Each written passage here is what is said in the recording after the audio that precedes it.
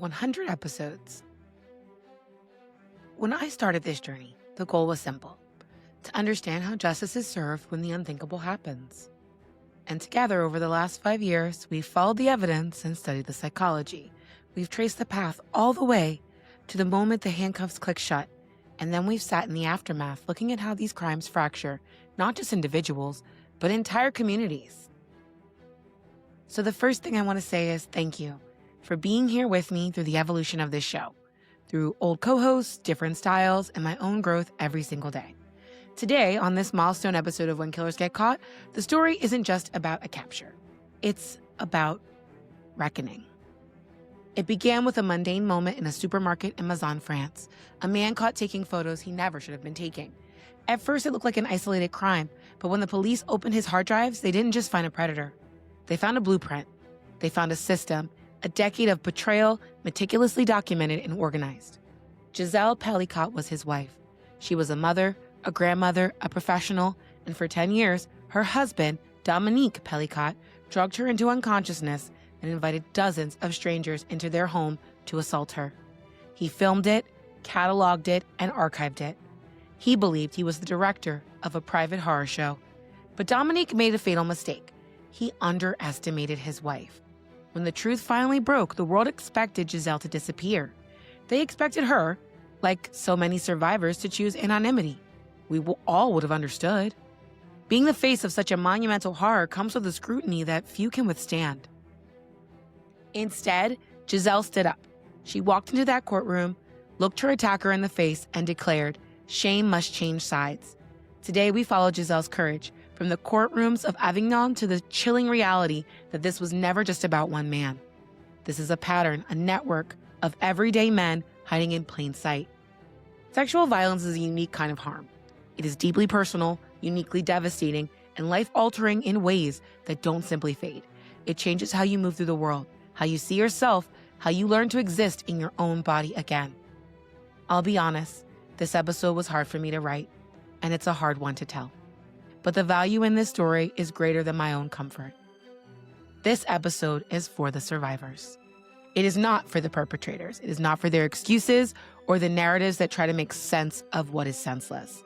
This is for Gisèle, for Zoe, for Amanda, for Valentina. It is for every person, known and unknown, who has had to reclaim their body, their autonomy, and their story from the shadows. For those who understand this kind of pain and the unimaginable strength it takes to keep going after it changes your life forever. You're listening to When Killers Get Caught, and I'm Brittany Ransom. And today, the shame changes sides. Before we begin, a brief but important note. Today's episode does discuss sexual assault, drug-facilitated abuse, and systemic violence. These are heavy topics, and I want you to take care of yourself while listening. If you need to skip this one, I understand, and I'll see you at episode 101. We go back to where this story actually begins. It didn't start in a courtroom, and it wasn't a headline. It was an ordinary Tuesday in September of 2020 inside of a supermarket in Mazan, France.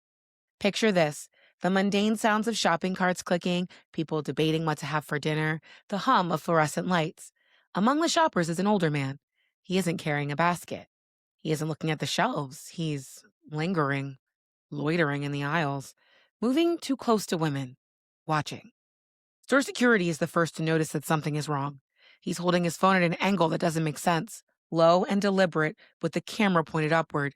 He's taking pictures of women under their skirts. In the legal world, this is often treated as a contained offense, what the French might call a délit, a medium-level crime. It's the kind of thing people often minimize, assuming it ends with a shameful arrest, maybe a fine, a stern warning, at worst, a few years in prison.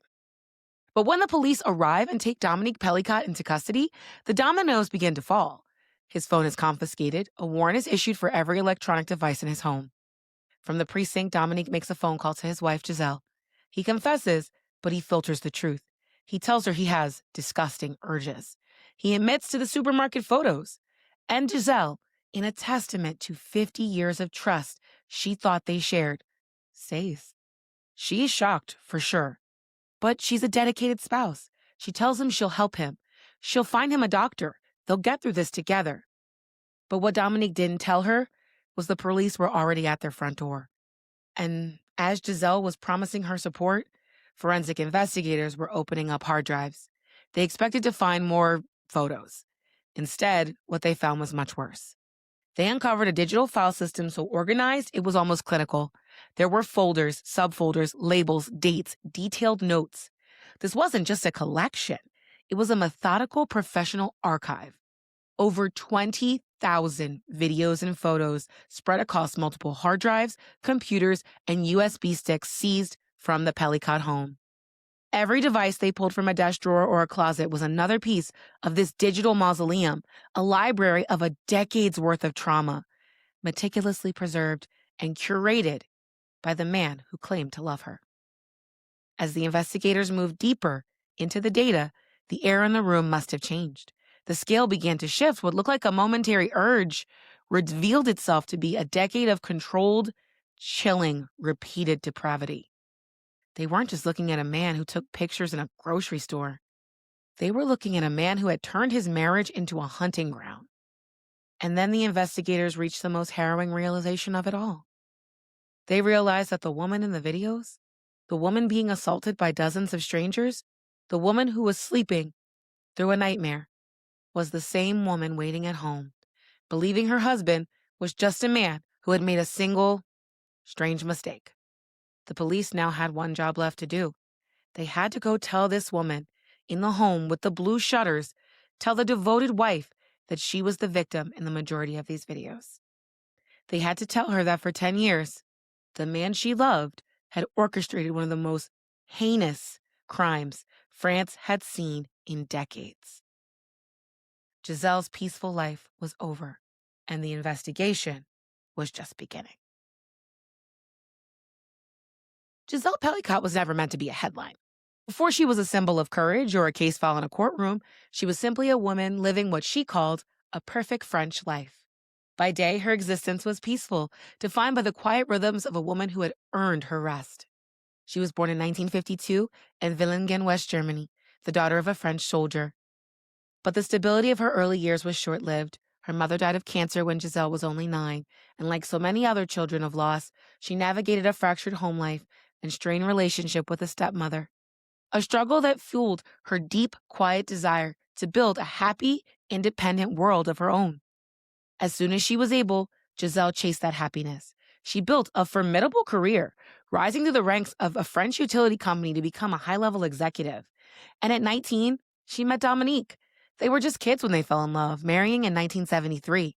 And for nearly 50 years, they were the bedrock of each other's lives. They raised 3 children, David, Caroline, and Florian, and eventually traded the bustle of the Paris suburbs for the sun-drenched peace of Mazan in southern France. Their home, with its bright blue shutters and backyard pool, became the sanctuary where 7 grandchildren came to play. It was idyllic and built on a half-century of trust. At least, that's what she thought. The shift began in 2011. It was subtle at first. Strange, inexplicable red flags that Gisèle would later recount in her memoir, A Hymn to Life. There was the drink Dominique handed her that had a particular green sheen. When she questioned it, he wordlessly poured it down the sink. There was the time she found a bleach-like stain on her clothes and jokingly asked him, "Did you drug me?" And Dominique reacted with performative horror, a masterclass in gaslighting that silenced her intuition. But the missing time just grew. Entire stretches of her life began to vanish. She would wake up disoriented, unable to account for hours or full nights. Like anyone losing their grip on their own timeline, she turned to science for answers. She went to a neurologist. She went to her gynecologist, describing these blackouts and the terrifying fog.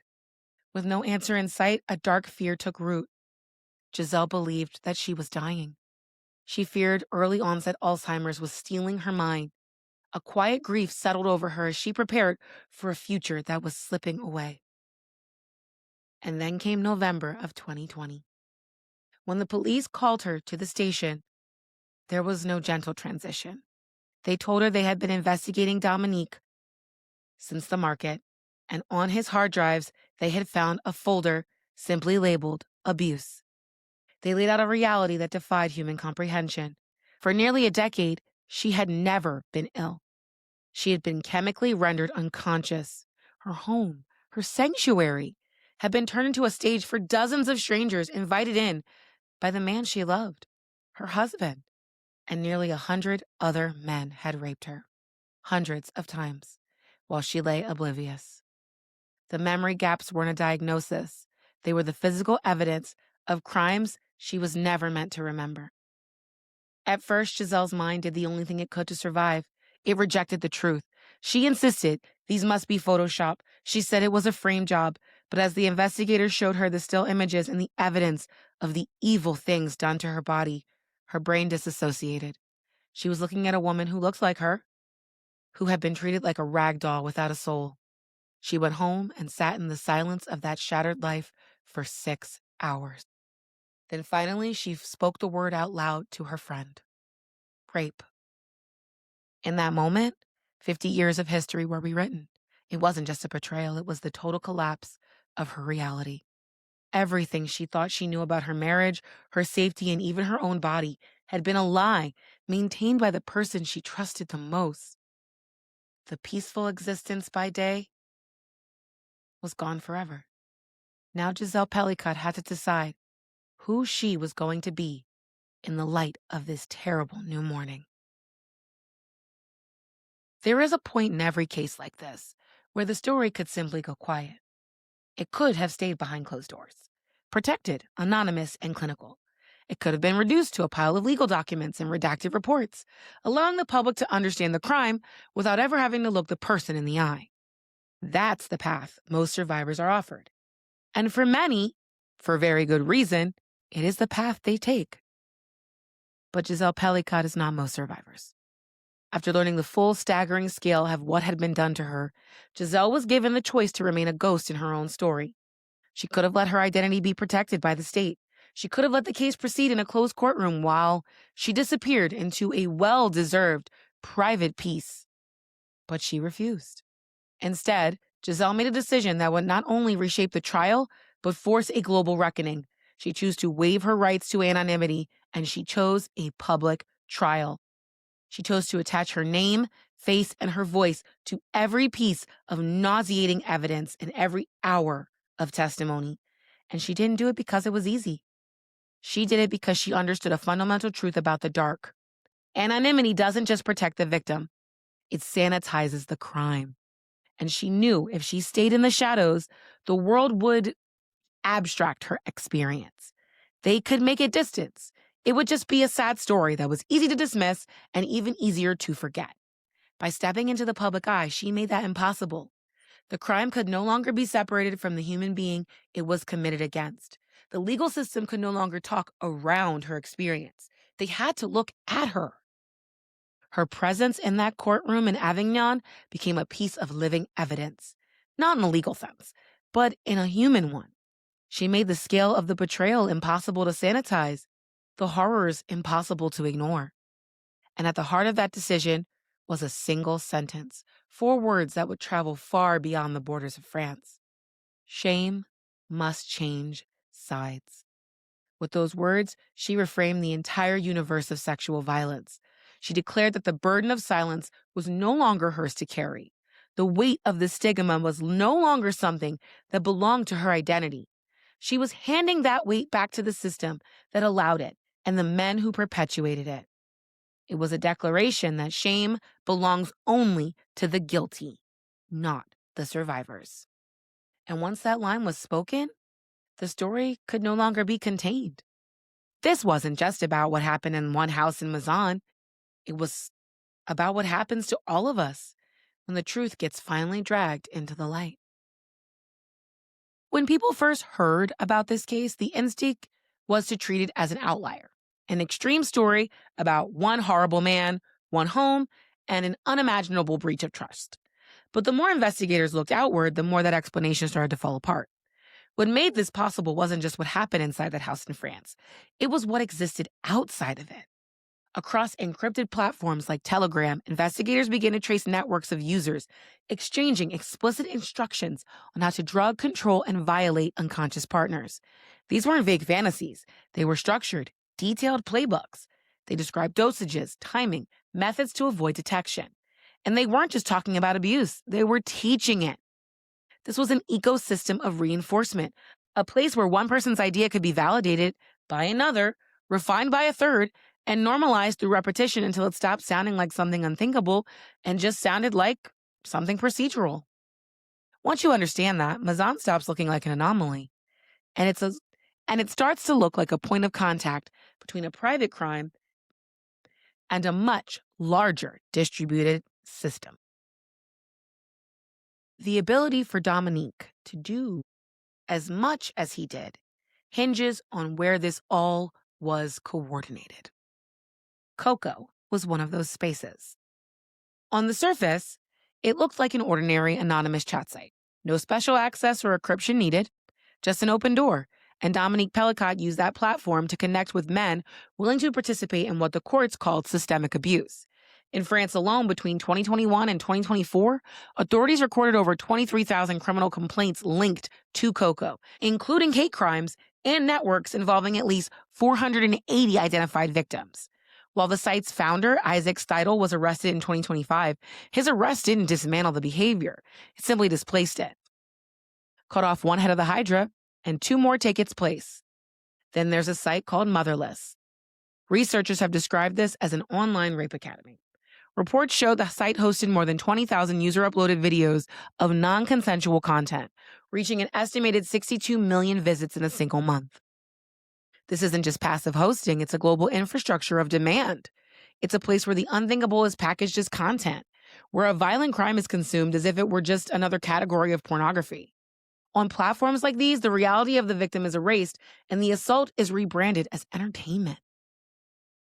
And then in 2026, CNN released an investigation called As Equals, and it reframed this entire landscape. It connected digital traces across borders to show that the mechanisms used in Mazan weren't a French anomaly. They are part of a wider global ecosystem.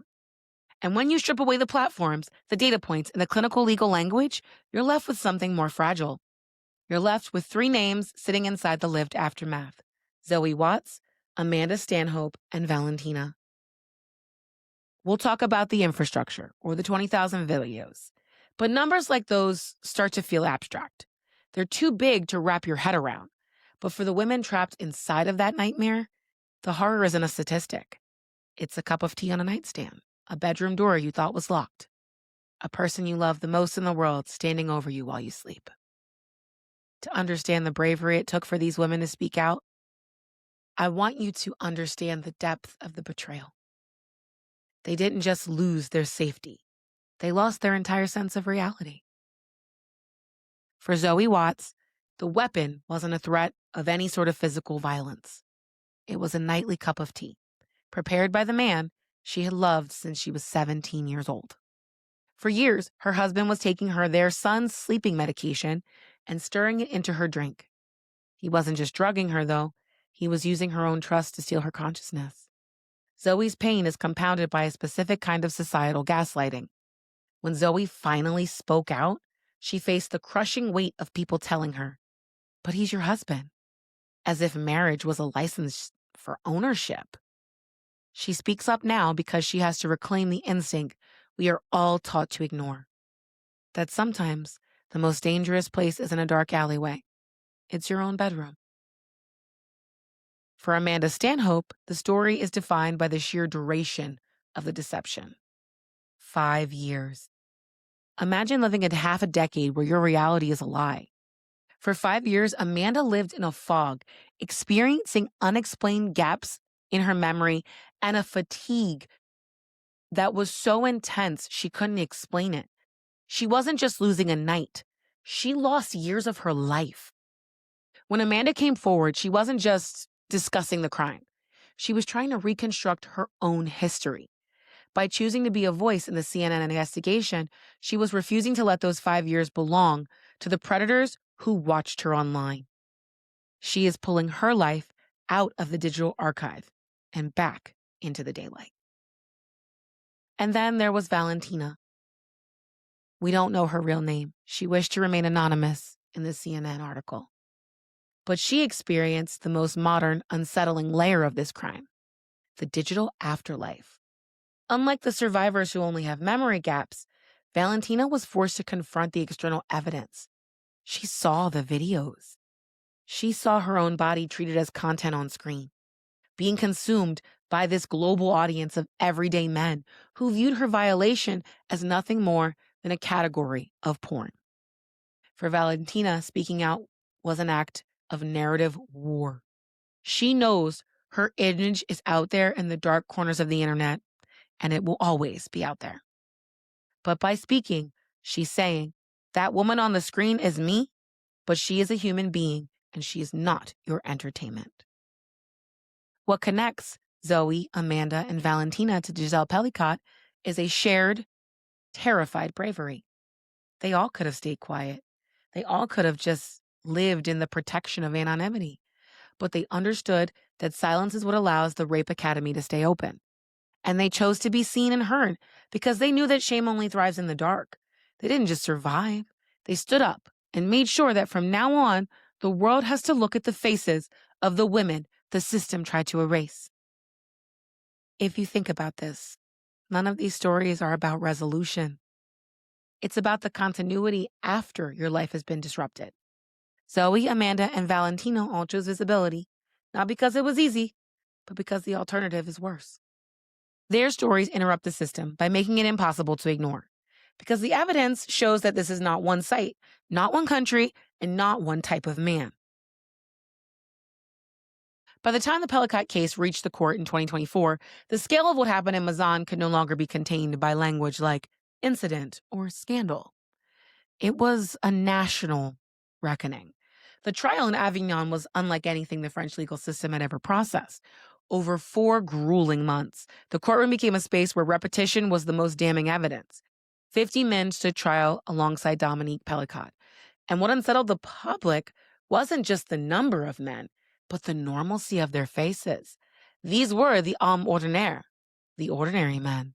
Journalists, IT workers, tradesmen you'd pass in the supermarket, college students.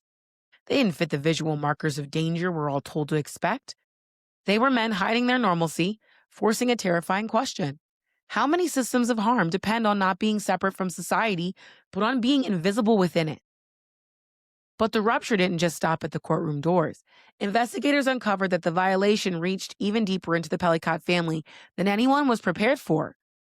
Those seized devices revealed images and recordings of Dominique's own daughters-in-laws and other women in his family circle. For his children, the betrayal was total. Trust and memory had to be reinterpreted under the weight of a private life that had been quietly contaminated for years. Yet through that collapse, Gisèle's sons, David and Florian, they stood by her side, not because they understood what she was going through, but because she was their mother. And on December 19th, 2024, the verdicts arrived. Dominique Pelicot received the maximum sentence for aggravated rape, 20 years. At 71 years old, it is effectively a life sentence. The other 50 men received varying punishments, some stretching into the mid-teens, some as low as just 3 years. But for the public, the numbers did not add up to justice. Outside of the courthouse, the atmosphere was not one of relief. It was anger. Protesters held up signs and screamed shame on justice. The feeling across France was that while the law had spoken, these sentences were shamefully insufficient for a decade of coordinated depravity.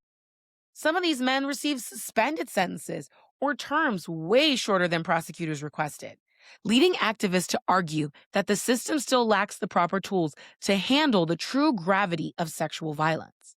The trial proved that harm like this exists inside recognizable society.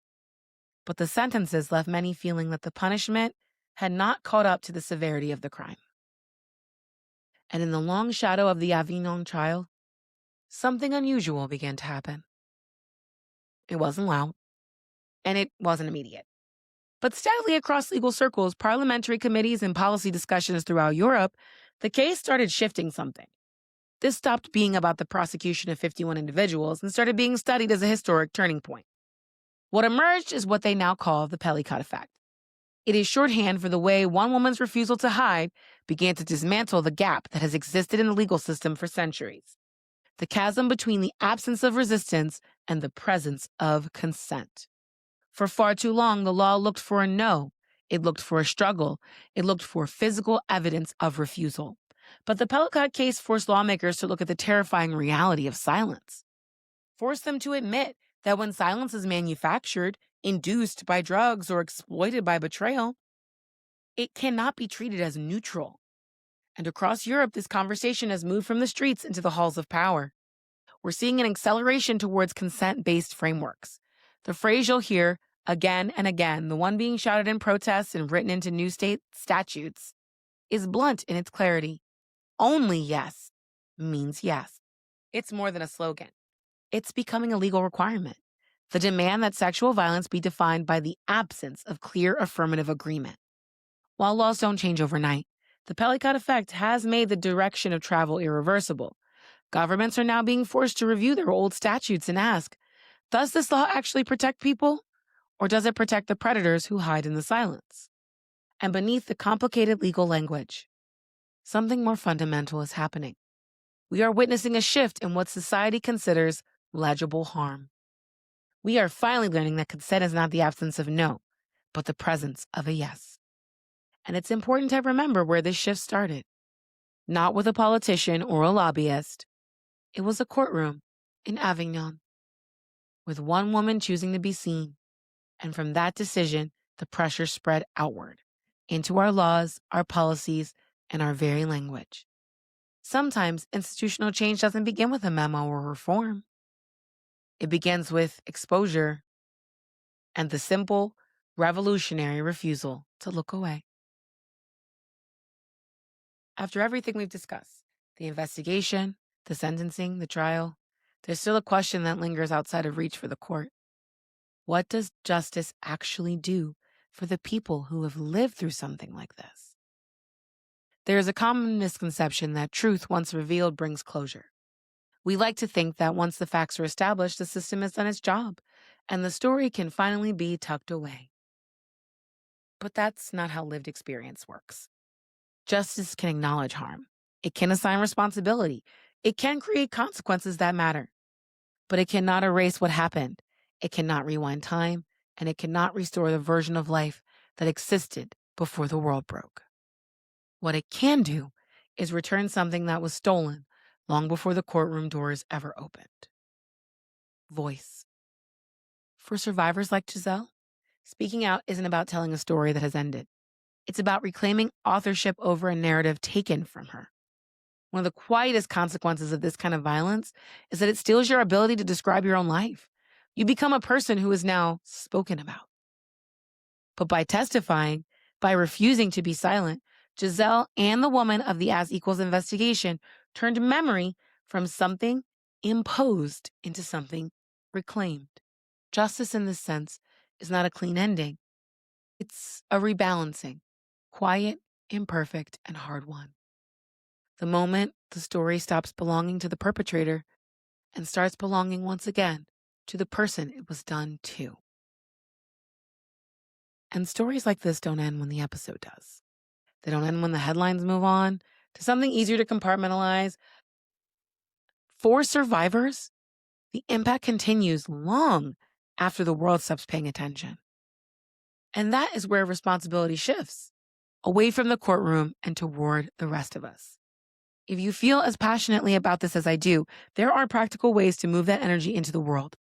Organizations like Amnesty International, along with your local rape crisis centers and survivor support networks, are often the only thing standing between a survivor and total isolation. They rely on our visibility, our funding, and our refusal to treat these crimes as historical events. The support isn't just financial, though. It's also linguistic. One of the most powerful things you can do is help break the cycle of self-blame. For so many survivors, the final reflex is to turn inward and say, I should have known. I should have seen this coming. We need to help change those sentences. The shift is simple, but it changes everything. He shouldn't have done that to you. And that one sentence restores accountability to the rightful owner, removing the burden of predicting a predator's behavior from the shoulders of the person who survived it. Finally, we have to remember that belief is not passive. It's the first form of intervention. Before the law, before the sentencing, before the systems respond, there's a moment where someone hints at what they've experienced. What happens next depends entirely on whether they are believed. Belief is what determines whether a pattern gets recognized or simply ignored. It's what determines whether a survivor steps forward or never tries. In cases like this, where silence allows harm to persist for a decade, belief is more than support. It's prevention. So my call to you today is this. Respond differently when someone tries to tell you their truth. Listen without requiring perfect language. Resist the urge to minimize what doesn't immediately make sense. Justice doesn't begin in a courtroom in Avignon. It begins in our living rooms, in our workplaces, and in our friendships. It begins in the moments where we choose to believe each other. We started this episode in a supermarket in Mazan, France. Small moment. An older man getting caught doing something that on its surface looked contained, almost forgettable. Kind of incident where if you only saw the surface, you would assume the story just ended there. But nothing about this case stayed contained. What began as a single act did not remain one. It unspooled into a pattern, then a system, then something far greater than the quiet town where it appeared. And now, at the end of this journey, we can say it clearly. It was not just one man. It was not just one website. It was not just one country. What happened here was never isolated in the way we like to believe harm can be isolated. It was connected and replicated, and it's sustained. It thrived inside structures that allowed it to continue long after it should have been stopped. And that is the uncomfortable truth at the center of everything we've explored. Through the trial, through the as equals investigation, through every layer we've pulled into the light. This is a system that was built on silence. And silence in the home. Silence in the spaces where it was coordinated. Silence in the gaps where it went unrecognized. And what we are seeing now through the courts and the voices of survivors, it's what happens when that silence breaks. It doesn't disappear quietly.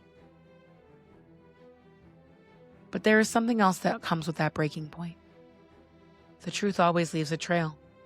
Even when it's buried, even when it's fragmented, even when it takes decades to surface, it does not vanish. It accumulates, and eventually it will find its way out. That's what this story has been at its core. A trail of truth being followed backward through time, through systems, and silence itself. As we close out this 100th episode, I want to say thank you. Everyone who has been listening from the beginning, and to those of you who joined somewhere along the way. This journey has always been about following the evidence wherever it leads, even when it leads into places that are difficult to sit with. For 100 episodes, we've asked the same question. What happens when the unthinkable occurs? And how does justice respond? I'm not done asking. Because the truth doesn't stop revealing itself just because a case is closed, or a verdict was delivered, or a story reached its final chapter. The truth keeps moving, and I intend to keep following it, with you. When killers get caught, will probably change over time, as all things do. But my commitment to this work and to these stories and to the pursuit of reality beneath them will never stop. Because the truth always leaves a trail, and I will keep searching for it. Thank you for 100 episodes, and thank you for always listening.